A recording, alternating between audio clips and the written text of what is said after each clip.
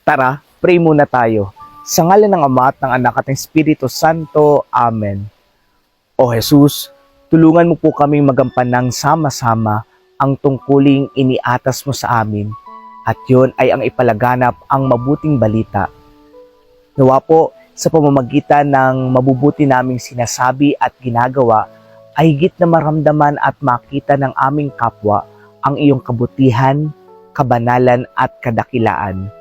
Nawa po, pagbuklurin mo kaming lahat ng iyong pag-ibig, ng kapayapaan, ng pag-asa, at higit sa lahat ng iyong malalim na pagmamalasakit at habag sa amin.